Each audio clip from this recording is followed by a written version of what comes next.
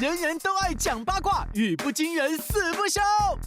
大哥就在那位女歌手的房门唱一下，然后敲一敲，就开门的是另外一位大哥。哇，你还记不记得以前那个谁，他们夫妻离婚了哎，他就就是啊，把人家在一起，你卖关他贼啊。然后我妹就说，因为妈妈跟那个叔叔在一起过。这好八卦哦。演艺圈八卦多，说着说着就露馅啦。婉姐，我们呢要讲一个主题，一个 topic， 就是说你被糊弄的经验。那一天我进棚的时候，那个来宾的名称我一看，天哪，当事人在现场，我当场像宋哥一样换故事。所以刚刚你有讲本来要讲的故事的人在现场，真的假的？我刚刚要讲叶欣美。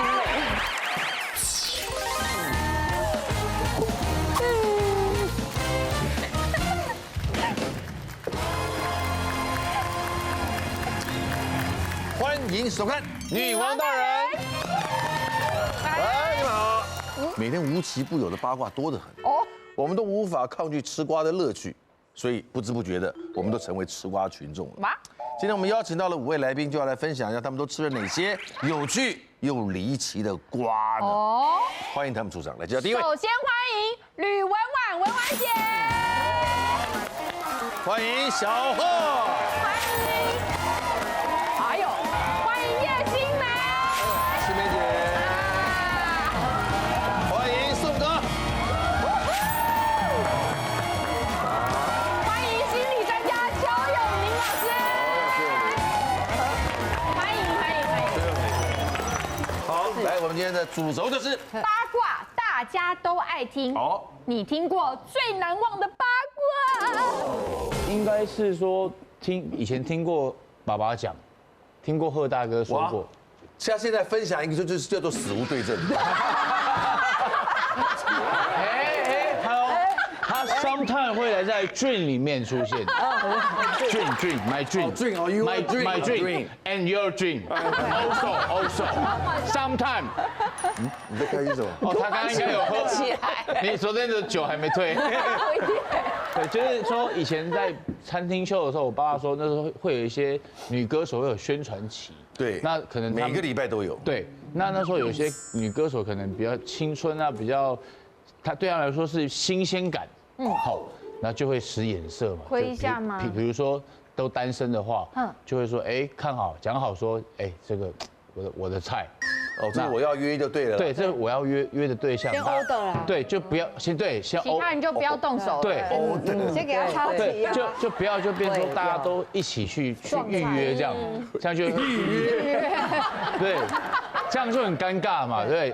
所以那时候呢，我听说啦，就是某一位大哥，然后他讲好了，那其他的大哥们就会 push 嘛，半夜或者是收工之后，那个大哥可能就会去。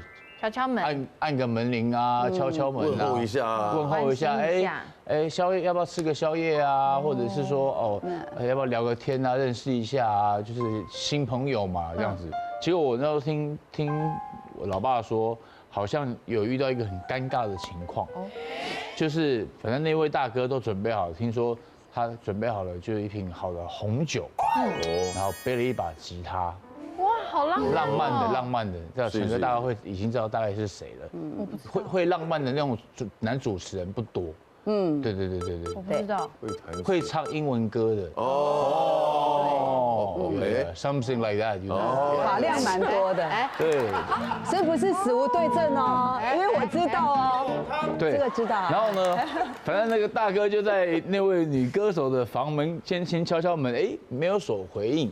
他想说，那是不是用音乐来这个感动他？对，在门口自弹自唱，怎么可能？在房门口。听说了，他就可能来点先来副歌，唱一下，然后敲一敲，就听到有人缓缓的走过来开门，就开门的是另外一位大哥，但是那位大哥的晚辈，但也是大哥然后就说某大哥，不好意思，我先来了。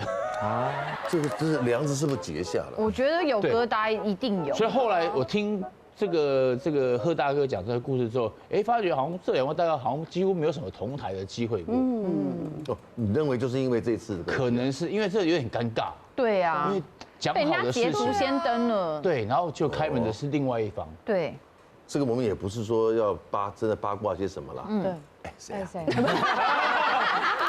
你不知道哦，房里面的是后面的，第2个名字是房里面的，就那个晚辈。真的啊，对，对，他本来就是也是很风流倜傥，真的有这故事啊。对，有。看来这个他经过他证实，他是八卦大本营的营长。而且他那天刚好守在那个营区里面。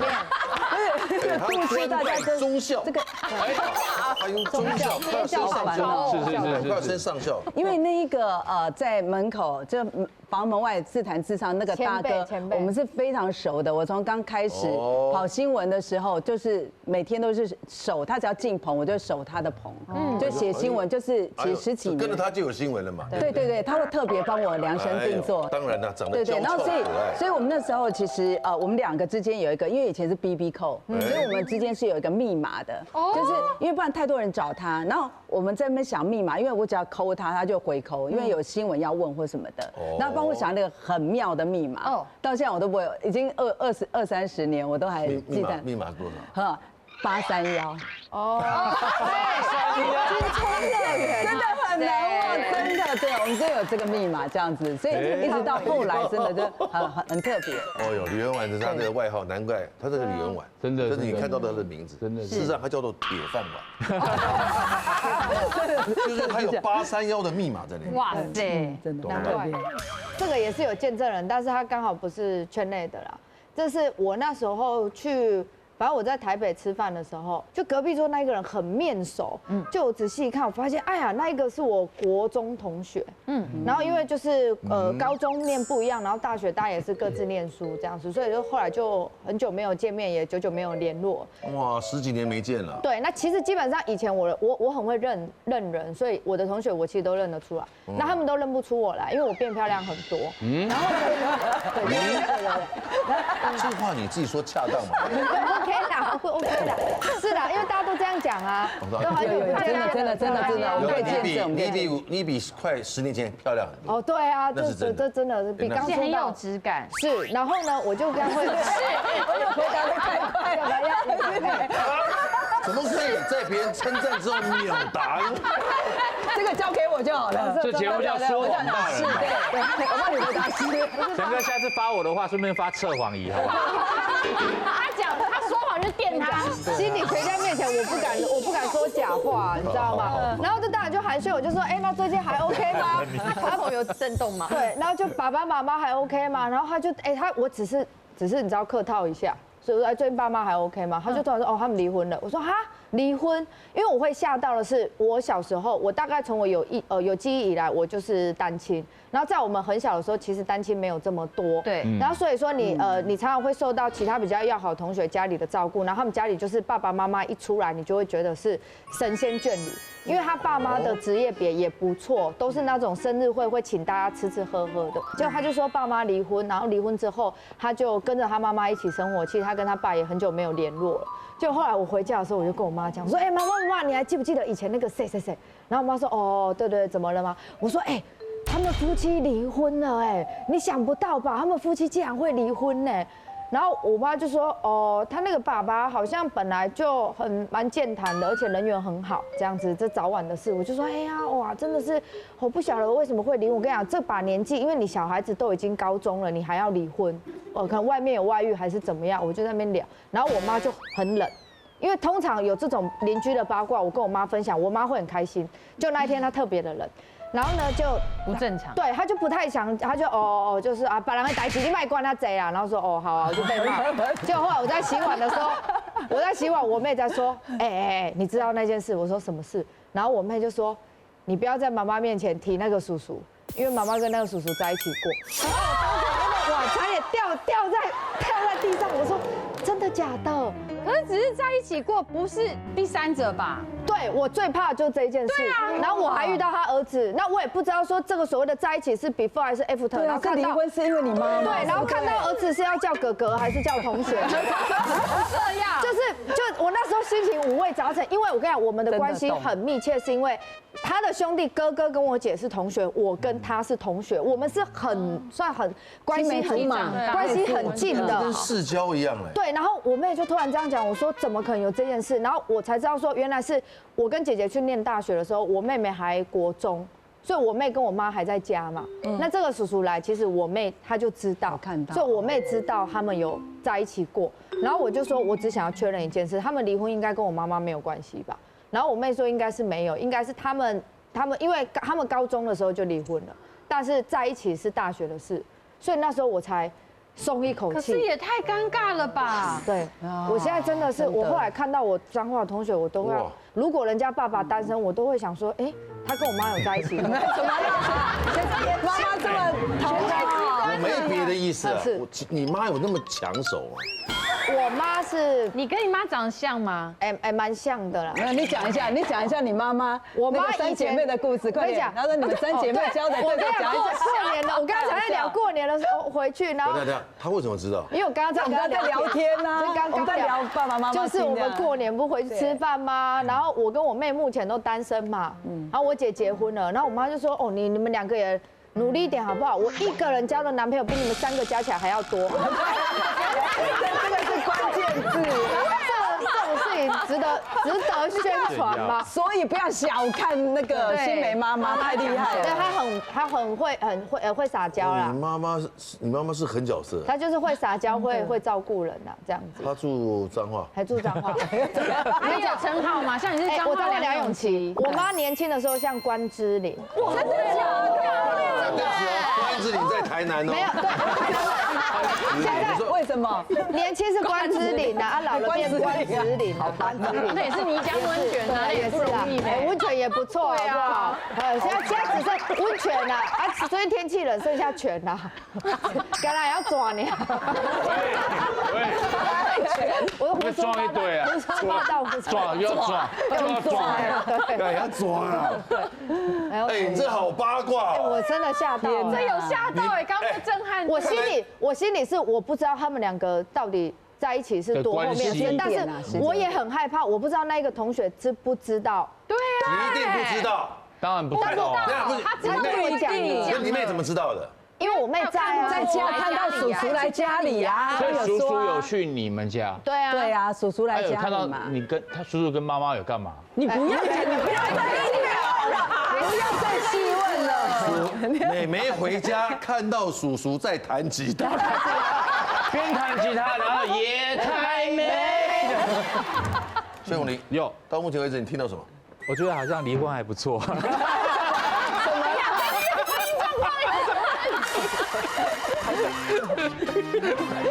我之前跟朋友去吃饭，台北市不是有一些那个火锅店，它的包厢都是用帘子的，它不是密闭式的，所以其实隔壁桌你如果在讲话，聊得太开心，其实你周围的人都听得一清二楚。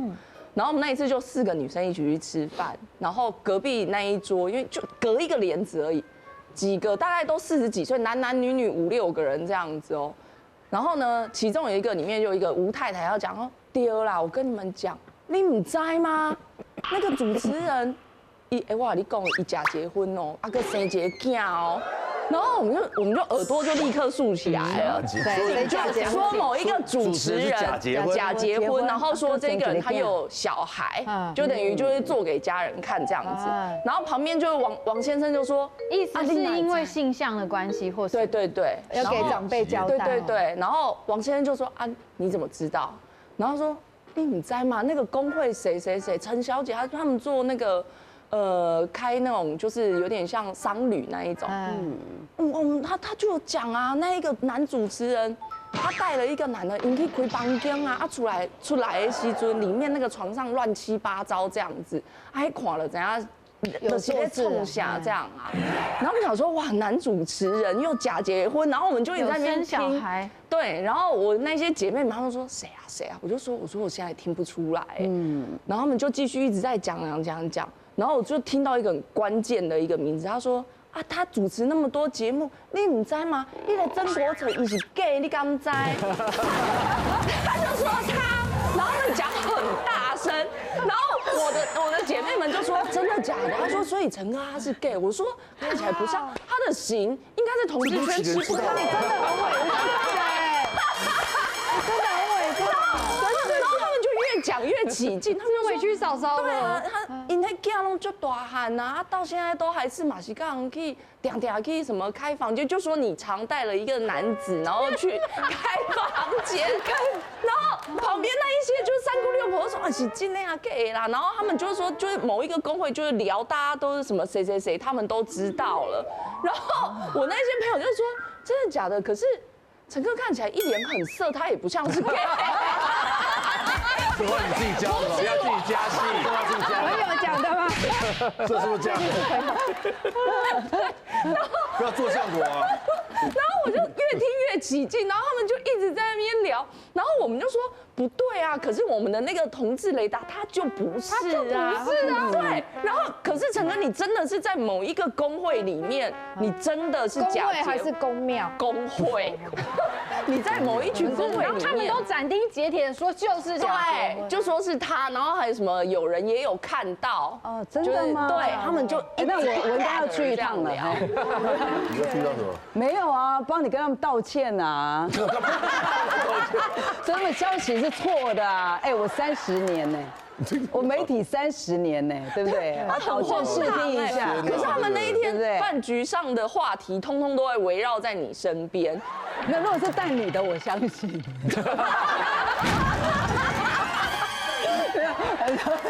高山腰，你注意一下。高山腰，把你弄得半豆腰，带男的不可能，真的啦。吕员外，就你压轴，我压轴哈，该你来。我先讲，就是说，因为我的辈分的关系，因为我算很资深、很老了，所以呢，我最近听到的是新一代的这些艺人的最近的哦，最近的最新哦，不是那种很勾你不讲以前的事情哦，不 ，no 不。然后呢，所以呢，因为他们相当程度就是把我当大姐姐一样的信赖，然后有时候甚至会觉得说，就满腔的怨怼跟觉得很委屈，他就要跟我说嘛，跟你倾诉，对，倾诉。然后所以呢，我听的时候我真的是整个吓傻。那这一个来跟我抱怨的这一个呢，现在在圈子里面也非常的活跃。那他那一天打给我的时候，他是觉得很不开心，而且呢，他应该讲说他怨怼的这个对象有一次呢跟我上节目。然后在节目里面呢，那个画面就是因为后来被剪成那个短片的，现在很流行 reels 嘛，好，然后呢他在讲的时候呢，因为其实啊，比方宋哥在讲，那我是当集的来宾，可是就导播就很敏锐，那个瞬间他带到我的表情，那我的表情我不知道，我并不觉得怎么样，但是来打电话给我的那个女艺人觉得说，姐你都懂哎，因为他说我的表情是。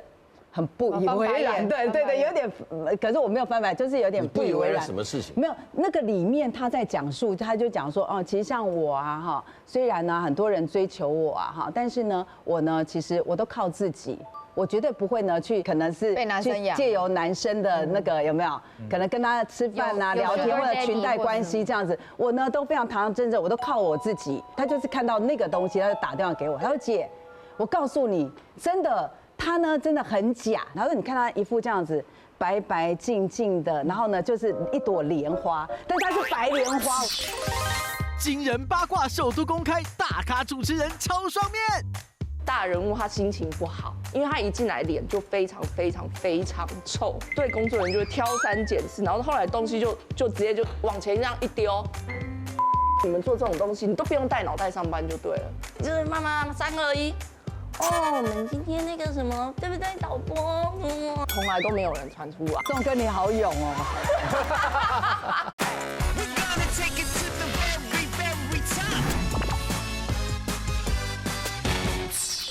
但他是白莲花。我说什么白莲花？好，原来她们本来是很好的姐妹。我先讲，就是说她们在圈里面是新一代的年轻女艺人。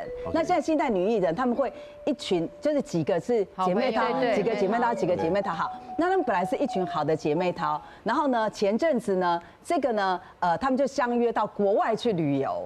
然后国外去旅游呢，因为呢打电话给我这个女艺人，她有一个朋友，一个富二代，在当地呢，其实你知道吗？就有家有房子，然后呢就有钱，所以他们就讲好说，那我们3个人呢，这个跟这个富二代讲好了，我们就去住他们家。那他们讲好就是同进同出嘛。哎，时间到了。那朵莲花突然间讲说，哦，我要多留个2天。他说，哎，你为什么要多留2天？我们就讲说要一起走啦。哎呦，我就想再留下来嘛，然后再玩个2天，反正没有工作。他说，那可是我们就跟人家讲好啊，可能就到这个时间，我们不要打扰人家太久啊。那你是不是要就是在外面嘛？对啊，他就说，哎呀，这样好麻烦哦，就跟他讲啊，我就让我住一下而已啊。他说演白莲花吗？然后2天而已啊。对，然后后来呢？他就讲说，但是我跟你讲，我这个富二代这个朋友，他是我朋友没错，但是我必须讲，他其实很会拈花惹草，他很爱沾东沾西的。那我先跟你讲好，很危险，我建议你不要跟他孤男寡女，因为我们都要回去了，你留着干嘛？然后呢，他们不是3个去吗？然后后来呢，另外一个就说，啊，那没关系啦，我留下来啦。啊，所以后来是那个那个打电话给我的女艺人，她是自己回来。所以换句话说，两个女生就留在那个，就是说，好吧，就继续还留在那边玩。结果呢，回来之后，她也不知道任何事，就回来了啊。过来，她已经回来忙了嘛。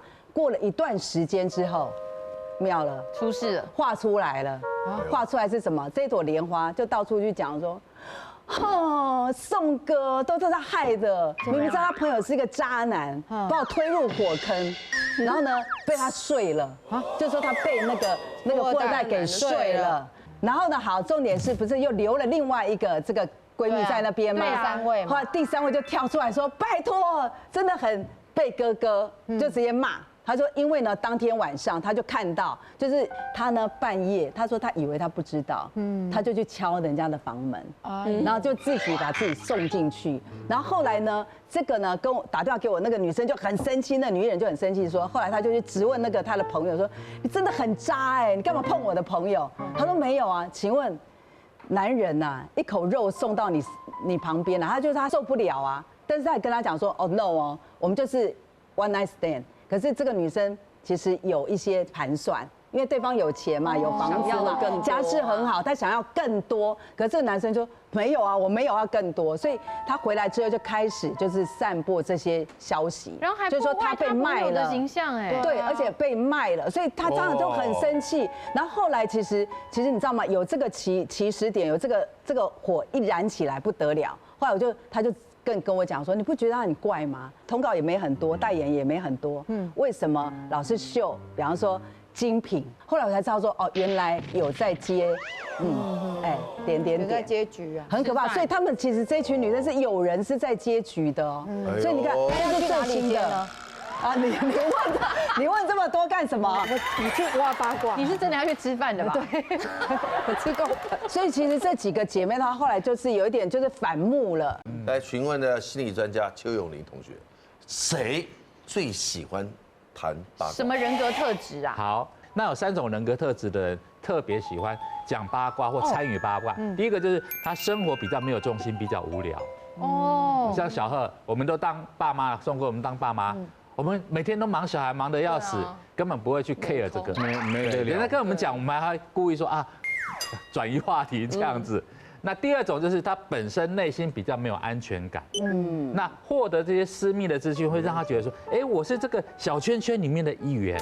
那第3个就是他本身有资讯焦虑，他怕跟不上，对，跟不上，真的。那这个不一定是在生活上，有时候是在工作上。对啊，对，工作上他可能想换工作，我想到广告业，最近有谁准备要离职了？有没有？找到消息。对，那像这种对他就有利。漂亮。好，我们刚才的是第1个环节，对，第2个环节，分享八卦真开心，万万没想到，被抓包。哎呦，这个被抓包是因为就是你亲自的故事，你自己的身临其境。因为我们有时候常常在化妆间，可能也不知道要聊什么，因为可能大家也是偶尔录影才见一次面嘛。但是就有一个男艺人男前辈，他每次看到他，其实我都知道，他每次看到每个女艺人都说：“哎，八月好久不见，变漂亮喽！啊，最近有男朋友吗？”在我们那时候大家都还单身，还没有结婚的时候，每一个啦，洛丽塔也变漂亮，有没有男朋友？小优也是，就连我他都这样问嘛。然后呢，我其实我就觉得你要说年这个还蛮好笑的。对，然后就是我就觉得 OK， 他只是想打个招呼，只是想客套，可是我不想要再跟他认真的聊下去。我说没有啦，没有，很久没有交了，很久没有交，我就赶快跑掉了嘛。结果我哪知道呢？后来我们就进来，在等主持人的时候进来，大家都憋麦了。我就去上个厕所，上个厕所走进来，一定会先经过 keyboard 老师那边。那 keyboard 老师不是 audio 都声音从他那边放嘛？结果我才发现说，他坐在那边等的时候，旁边的女艺人，她又开始问了，她最近怎么样啊？有没有男朋友啊？然后就说，哎呀，要，跟你讲，你们现在年纪也不小了，要就要赶快，找个对象，赶快结婚。像那个新梅啊，每次问她都跟我说没有男朋友，然后她就讲到我就赶快走进来，因为我就觉得说差不多，你看到我你就会停止了。结果刚好我走进来，她就在那边，我跟你讲，她到现在她还是处女。重点是她别麦，大哥，她给我别麦，然后她跟旁边的人讲说我还是处女，然后我人就站在旁边，然后非常尴尬，然后怎么办？我就说没有啊，我双鱼我3月你是不是记错了？我就很冷的回应他，我就坐下。他是故意讲给你听的吗？我不知道啊，就是他就是在跟人家闲聊，就是你刚刚讲生活无聊没有重心啊，还是只是想刷个存在感？演艺圈八卦多，说着说着就露馅啦。婉姐，我们呢要讲一个主题，一个 topic， 就是说你被糊弄的经验。那一天我进棚的时候，那个来宾的名字我一看，天哪，当事人在现场，我当场像宋哥一样换题目。所以刚刚你有本来要讲的故事的人在现场，真的假的？我刚说。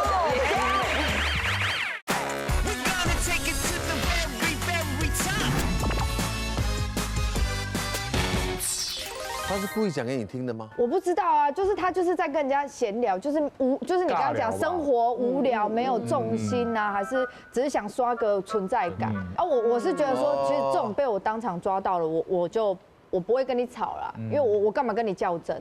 对，但我自己是还有一件事情，我到现在我还没有让对方知道我已经知道了，就是我们有时候如果我们上节目在聊八卦啊，假设我要去别的节目讲到宋哥怎么样。一定是我跟宋哥够熟，然后我可能会私底下会传讯跟宋哥说我在哪里会说你什么，就知会一下。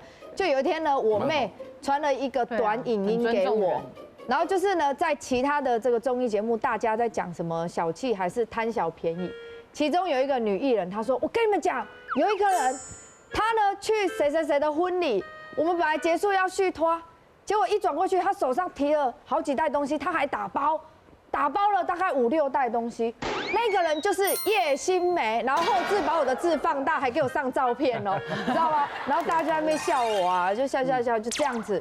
然后网友留言都在讲那个女艺人的不是，就说啊，人家打包勤俭是美德，你干嘛又拿出来讲？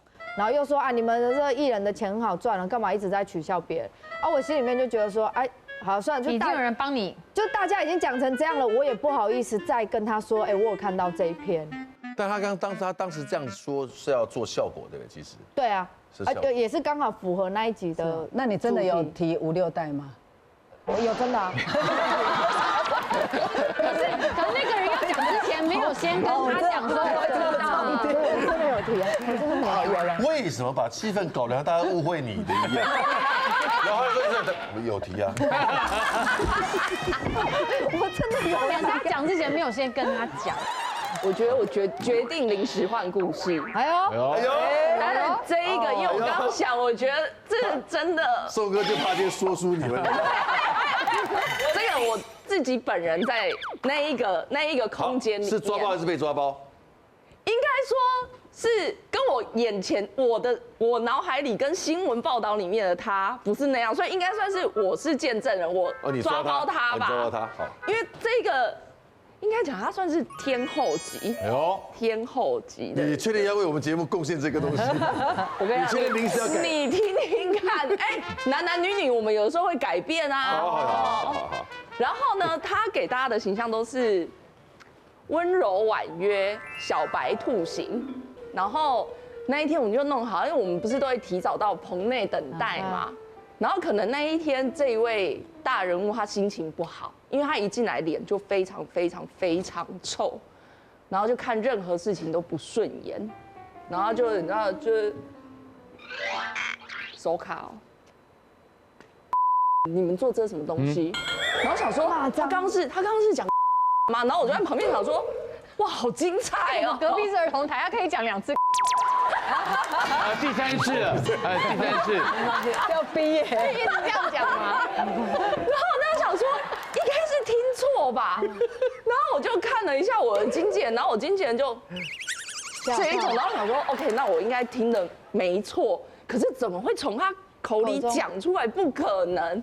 然后他就继续就这样，就一直对工作人员就挑三拣四，然后后来东西就直接就往前这样一丢。你们做这种东西，你都不用带脑袋上班就对了，啊？你有没有听懂啊？反正就是一直都在脏话，很爆的那一种，有3个字、2个字、5个字的那一种，一直在问候这一票工作人员，然后工作人员也不敢怎么样。可是他不怕幕后工作人员都会传出去吗？这些从来都没有人传出来，没有那个导播式的影片给他流传出去，真的都没有，因为我那是另外一个节目，我第一次见到这一件事的时候已经很震惊了，可是我后来还有见过他2、3次都是这样子，一直到3、2，就是慢慢3、2、1。哦，我们今天那个什么，对不对？导播，就是立刻转换的很快很快。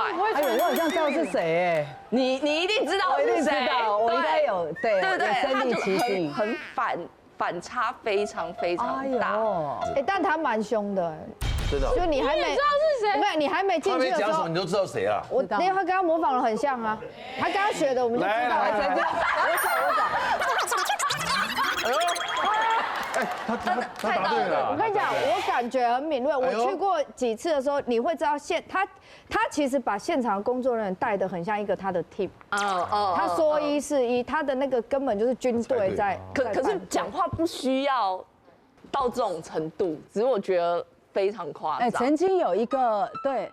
不是，曾经有一个很资深哦，圈内很资深的老大哥，大家都很敬重他，然后去他当他的来宾，就后来到一半就走了，而且是安利呀，然后就摔门就说林北哈机器人要上你的节目，我你只要到这钱，你看就不永远不上他的节目，你知道被激到那种程度。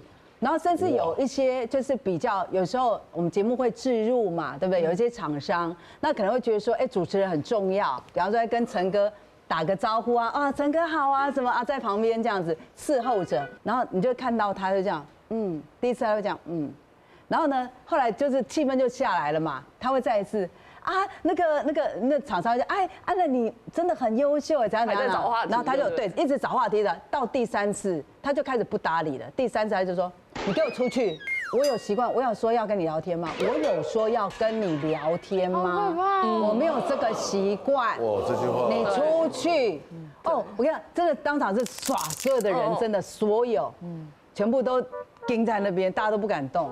我也不知道为什么都没有。”对，都没有消息，从来都没有，很奇怪。哦，看来仲哥你好勇哦。来，吕文婉，该你了。好，其实呢，这个因为有制作单位啊，曾经跟我讲说，哎，婉姐，我们呢要讲一个主题，一个 topic， 就是说你被糊弄的经验。然后我就说，有一天晚上我已经要入睡了，电话响了。然后呢，接起来，然后呢是一个没有，那是 BB 扣，刘文婉指名道姓哦，刘文婉，我告诉你，我这边现在有一个消息，你看你要不要？给你独家，你不要我马上给别人。好，然后那时候我当下我就想说，哎，天哪！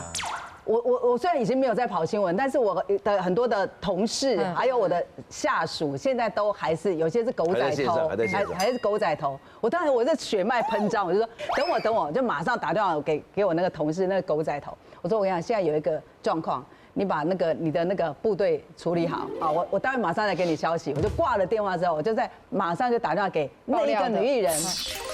上节目讲公司八卦，内容曝光超尴尬。我是有一次我讲的故事内容是讲我经纪公司的不是，然后我还特别叮咛企划，我说不要传给经纪人，直接传给我。就哪知道他好像忘了，他就传给经纪人。然后经纪人语重心长说：“新美啊。”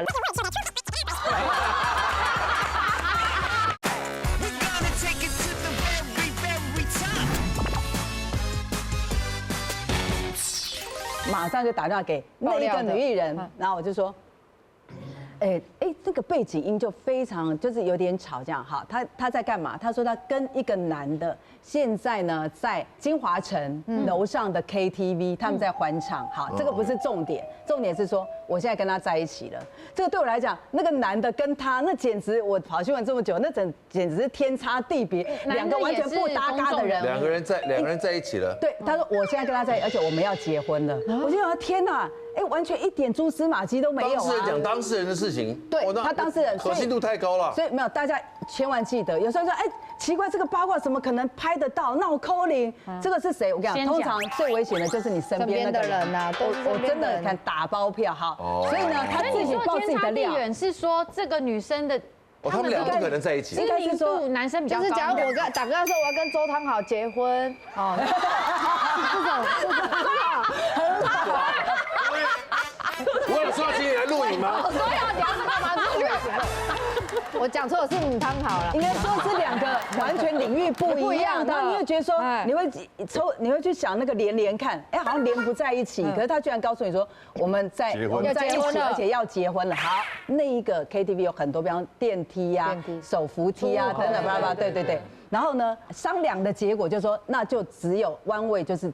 手扶梯下来，那就啪就很准，你连都没有遮蔽的东西，对，没得闪，好就弯位这样子，好都讲好了，然后就告诉那个狗仔说，好了，弄好了，那你就去 setting， 对，你就部署好，那我就去睡了，因为我只是那个嘛，把这个消息传递出去，好，我就突然睡，突然就惊醒，我想说，一看7点多，那当然要收成啊，看看成果如何啊，我就打电话去，结果对就他一接起来就，安雅，我问安雅，我就在干嘛？他说生肖我说怎么了？他说他派了3组人，虽然我们讲说手扶梯嘛，但是呢，包括电梯什么，他们全部都派人3组人，后来什么东西都没有，一只鸟都没有，飞过去都没有，我就想说天哪，他说姐太离谱了吧？我就跟他讲，我整个人就。那个一把火就轰就起来了，对，你也太离谱了吧！你真笑在整理吗？但没有，后来我就马上那个就是找那个女艺人嘛，她就跟我装那个司仪啊，姐你说什么？你说什么？我说什么？我说昨天那个什么你在搞什么？他说真的哦，我难怪啊，老师说我最近好像怪怪，我可能要去拜庙。我真的觉得真的真的假的啦？非常火，没有，我跟你讲，我认为有很多我们处理过很多的 case 跟案例是，他本来要报，后来他自己缩手了，而且 guilty 啊，他不想，他就不讲，他就突然间又想我不要了。那我刚刚讲了，大家听故事听到都忘记了，对不对？这个前提是有制作单位问我被糊弄的经验，糊弄的经验。好，那这个是我身历其境，而且是铁铮铮啊，很生气啊。好，然后呢就蕊完了嘛。那我通常其实不太会去很注意说，来宾有谁，精彩了。那一天我进棚的时候，那个来宾的名称我一看，天哪，当事人在现场，那一集有这么刚好。就是糊弄我的人坐对面，对，就是这个概念。你知道我当场，我跟你讲，这个是事实。命运的安排。我跟你讲，我觉得我厚道啊，我当场像宋哥一样换题目，改故事。可是我跟你讲，所以刚刚你有本来要讲的故事的人在现场，真的假的？我刚刚是要讲叶金美，突破盲肠哦。重点是他宁愿换第2个故事，不换第1个。可是我跟大家讲是，我觉得他应该看到了。对，因为脚本大家都拿在手上了嘛，他一定是看到。可是应该愧疚的人是他啊。可是我当下对是没错，我没有当下的情绪，我没有办法，我不去管他的情绪。但是我觉得，如果以一个前辈来讲，或一个同业之间，那个厚道还是要有。哎呦，你就讲就好了。我是会讲，我不相信你们会讲。我跟你讲，我是有一次我讲的故事内容是讲我经纪公司的不是，然后我蕊通告，我还跟那妹妹说，我跟你讲，你这次脚本写好，你不要传给我。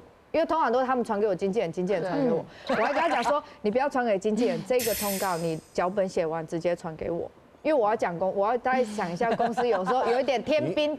你要揭露他公司的内幕，就是他们开天窗的，让我很生气的事。然后事情已经过了，可是我在节目上，我在对脚本刚好主题相符，我就讲，然后我还特别叮咛气话，我说不要传给经纪人，直接传给我。就哪知道他好像忘了，他就传给经纪人。他要对的人，经纪人传给我，然后经纪人语重心长说：“新美啊，人都会有犯错的。”过去的事情我们就放下，过去让它过去嘛。大家都是演员，有时候这个现场。大家不指名道姓，有些故事精彩还是要分享，因为观众听故事听得很开心呐，而且是真人真事啊，对不对？是啊。你又没讲那个人就对面那个，对不对？哎，你们看，你刚刚讲说我开房间，我有表现出不自在吗？没有，有一点点的，有一点不自在，有抽动一下，都会演，有眨眼睛吗？对，眨得蛮深的，因为那时候就是。我录另外一个节目的时候，刚好就是书画间剩我跟另外一个前辈，一个男艺人。他说：“哎，小浩，我问你出道那么久，有没有遇过就是被可能艺人或者是什么欺负啊，或者是那种酸语，或者是刁你或干嘛的？”我说拍戏的时候有过，因为我背剧本比较慢。可能另外一个女艺人，然后可能 maybe 她要赶下一个工作吧，然后就是我一直卡词，然后背不起来。那个女艺人就有讲说，这谁找来的之类的啊？如果没有经验，不会就不要做这行嘛，就回去嘛。然后可能那个女艺人的助理还是经纪人就说啊，姐他是那个谁的儿子啊，那要怎么样叫他爸来啊？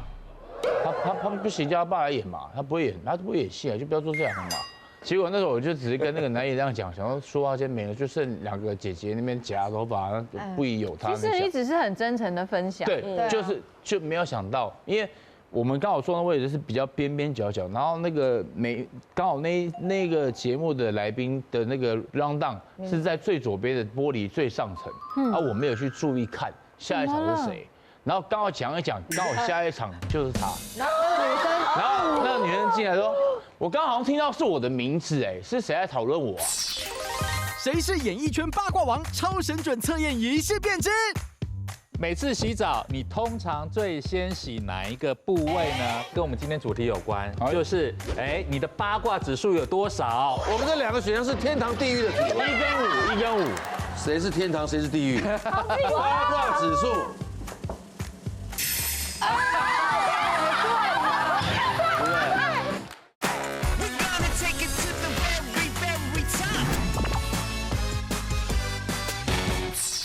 我刚好像听到是我的名字，哎，是谁在讨论我啊？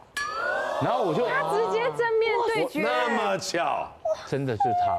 然后我就很尴尬的低着头，然后那个男艺人前面说，就这样，就叫我不要讲话。然后我就开始就是戴起我的耳机这样，就当做没事一样，然后让他说，哎，刚刚不是你们2个在这边，那还有别人吗？然后我们都没有讲话。因为那个男艺人也戴起耳机，然后就看我们2个说然后女人说怪了，最近有鬼是不是？都没有人讲话啊。然后我们就赶快弄，然后赶快走。那时候我就是这么一次，然后后来我就很清楚的告诉自己，对，书画间这个地方还是就安安静静的书画就好了，话不能乱讲。好，马上呢，我们大家分享完了这些八卦，不管是亲身经历的或者是耳闻的。马上进行这一段很重要，是来女王心理测验。好，是的。每次洗澡，你通常最先洗哪一个部位呢？我先说，女生的话就是你已经卸完妆了，好，给大家5个选项 ，A 是4肢，手脚，B 是头发，C 是躯干，D 是私密处，E 是脸，选一个。哎呦，都是先洗头发。彩哦，哎呦，就没有人写洗四肢啊？揭露一下，当然就跟我们今天主题有关，就是你的八卦指数有多少？好，那我们要先从1颗星到5颗星哦。那所谓八卦指数是我爱说的程度，爱说、爱听、爱参与。有些听到八卦他就回避啊，就觉得对压力很大。你知道吗？四肢，来，如果先洗四肢的朋友，八卦指数是2颗星，平均感觉。对，与他无关。先洗四肢人，大部分这个人呢，个性比较急，他就做。然后急的人呢，其实他听到八卦，他就好浪费时间哦，不关我事，比较实际一点。对，就去做自己的事情了哈。躯干的八卦指数是4颗，谁会先洗躯干的？很少啊。就脖子这边开始啊，就这一块胸口啊。其实先洗躯干一点道理都没有。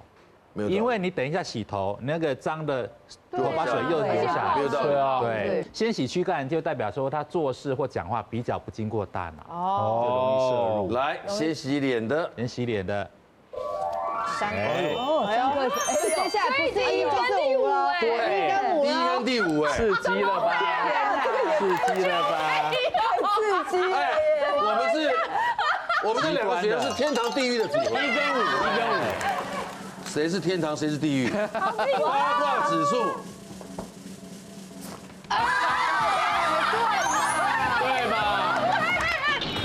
对不对？果然是资深记者，果然。但是新梅，我说实在，你真的不八卦吗？我不会，但我听到所有事情都是人家主动跟我讲。我不会主动去。对，像我也不爱听八卦。但是每次聚会的时候，人多的时候，你的话是不会停的。我都讲自己的八卦，我都讲我妈又教哪一个。像陈哥，像我会听，但我不会去讲。我也是啊。选私密处的人呢，他对感情是有点洁癖的。对，所以他想要知道别人的八卦，是想说，这个会不会影响到我？避免自己遇到渣男。对，所以他们是出于一种自我保护的意识。是想去了解别人的八卦是什么，当然也有可能出于职业。对啊，而且你为什么不讲呢？另外一个角度，人缘比较好啊，因为洗得干干净净，香香的。因为明天还要用一整天。谁会交朋友去看私密处啊？我们爱干净嘛，对不对？这个康永哥，他在他的著作里面，他有提到一段跟八卦有关的观点，我们大家来参考看看。他说什么？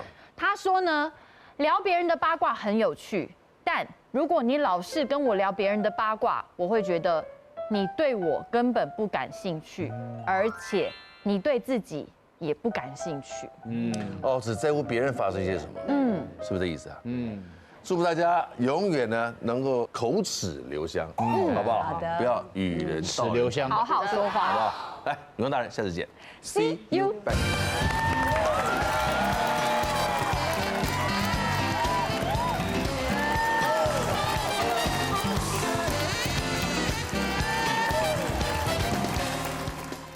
快订阅未来中文台 YouTube 频道，开启小铃铛就可以看到最新的女王大人哦。